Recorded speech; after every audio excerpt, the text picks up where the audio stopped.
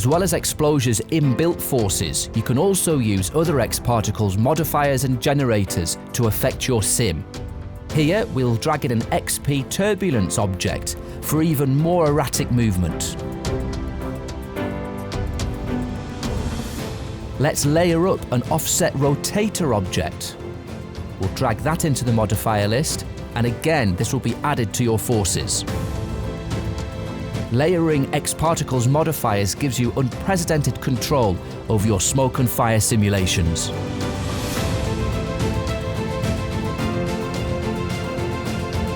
EFX works really well with the new xpFlowField object. Here we have a smoke simulation driven by xParticles. Let's create a custom velocity field using xpFlowField and a circle spline.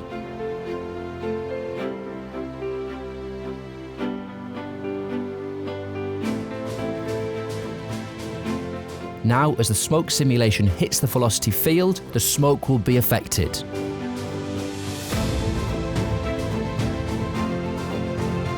Now we can use this sim to advect particles for stunning effects.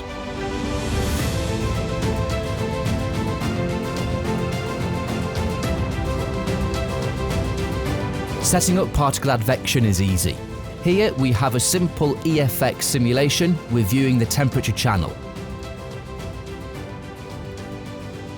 We'll create some particles from the same emitter source. The particles will have no speed. Go to the Particle Advection tab of the EFX object and click Advect Particles. And it's as simple as that. The particles are now being moved by the velocities of the simulation. Playback is very quick and the source can be animated. You can use EFX to define the colour of your advected particles. To set this up, let's go to the Display tab of EFX and change it from temperature to the colour channel. By default, the colour will be taken from the source object. You can change this to a custom colour, like yellow, or you can choose a shader. Here, we'll input a gradient from blue to white. This will then be respected in the colour channel, and this colour will be inherited by advected particles.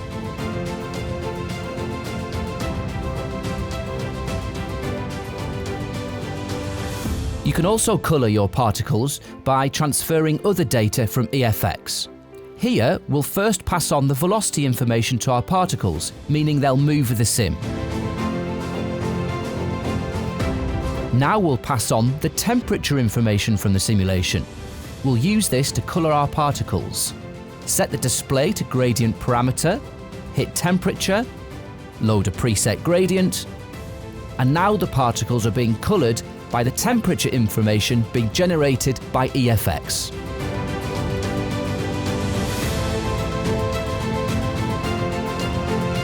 EFX is fully integrated into the xParticles system, meaning you've never had so much control in your smoke, fire and particle simulations.